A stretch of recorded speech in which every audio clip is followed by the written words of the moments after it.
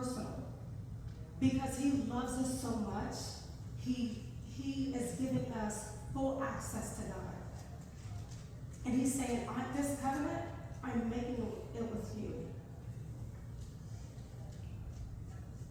And so, when we prepare the way he told two of the disciples to prepare, it's the Greek word, the word prepare, the Greek word for prepare is, I'll Google it because I didn't know how to say it.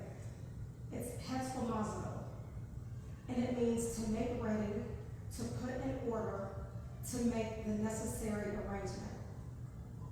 This word implies that it speaks to intentional, thoughtful preparation that honors both the occasion and the people involved.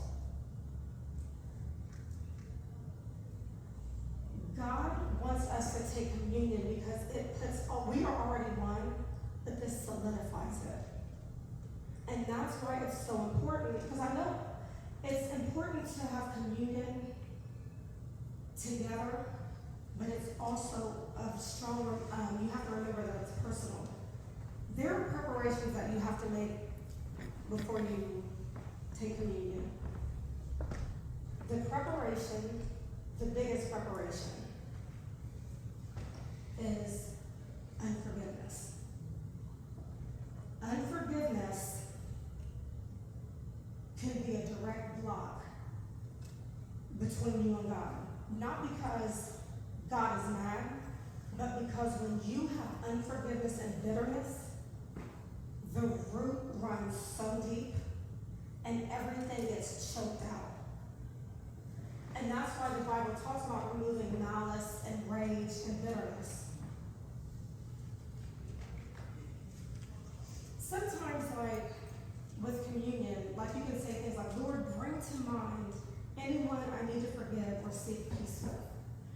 When you forgive someone, and a lot of times when we hear you need to forgive them, we think it's forgive and forget. And it's not. Sometimes you have to forgive that person every single day in your head. And sometimes it's even when they didn't ask to be forgiven.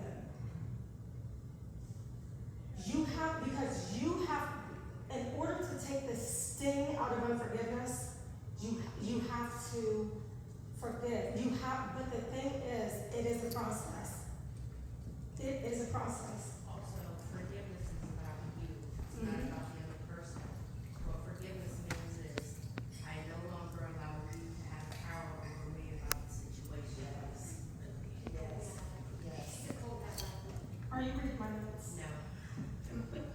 Oh, but that's good, because that's literally what we were going to talk about. Like she said, and I remember one time my dad said, holding a grudge or not forgiving someone is like drinking poison and hoping it kills them. Mm-hmm.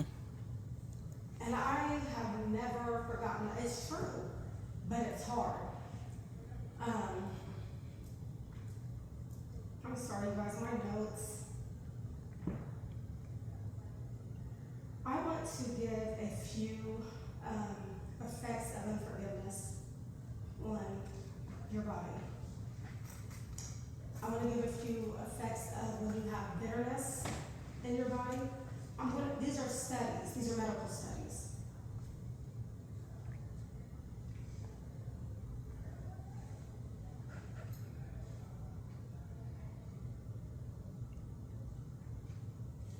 Okay.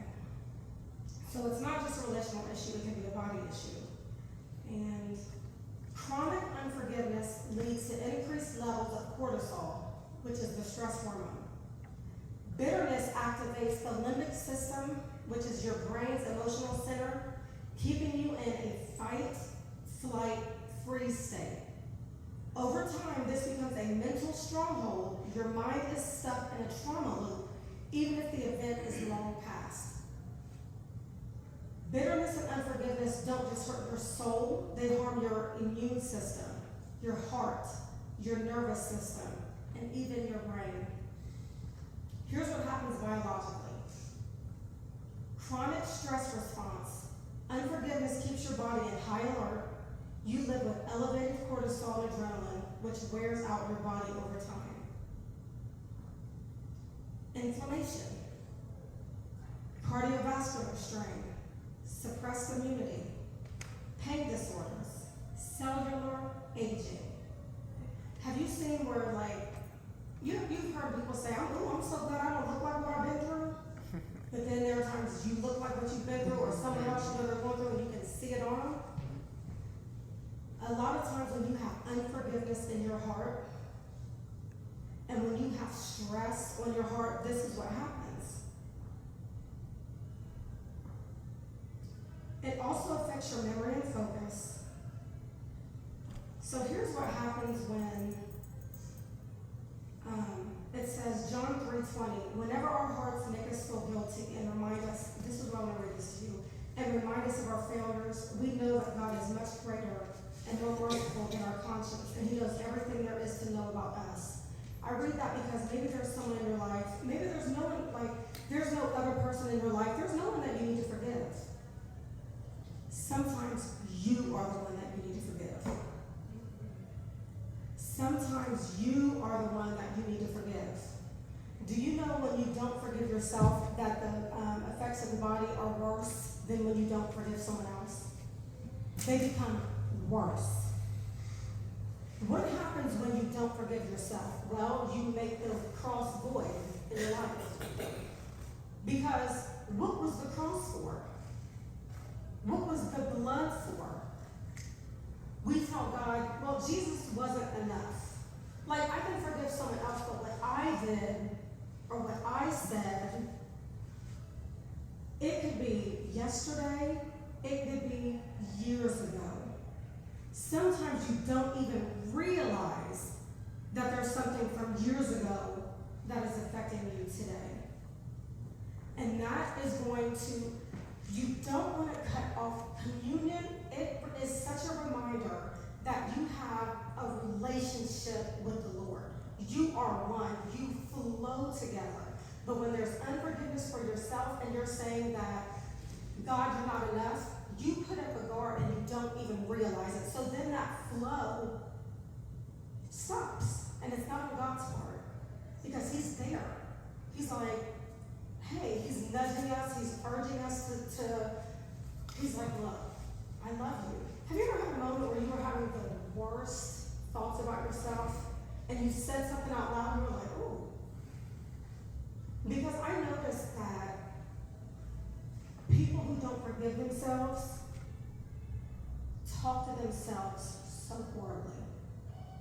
I do. I don't, not as much. I used to. I was so bad about it. It would be, oh, you look nice, yeah, but I wanted to wear something else. I just didn't fit anything, so I just put this on. Because somewhere deep in there, there's this unforgiveness, there's a resentment, there's a bitterness, and I haven't forgiven myself. So I want you to think about how you talk to yourself.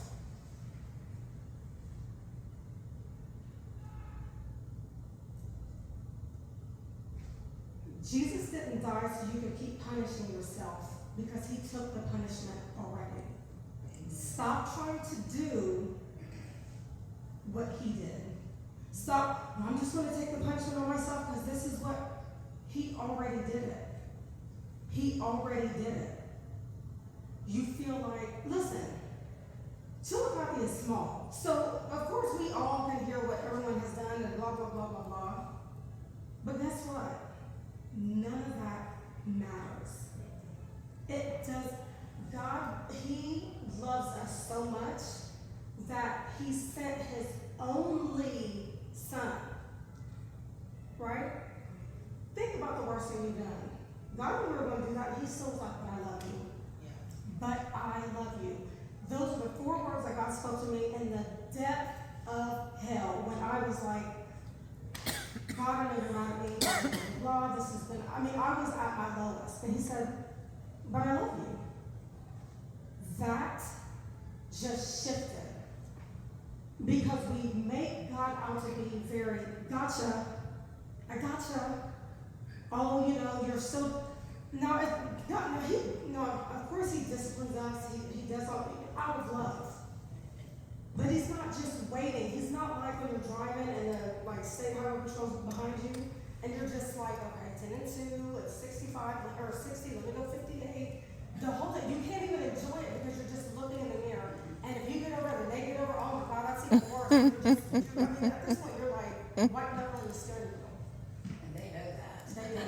And then they'll just go around you. And it's like, okay.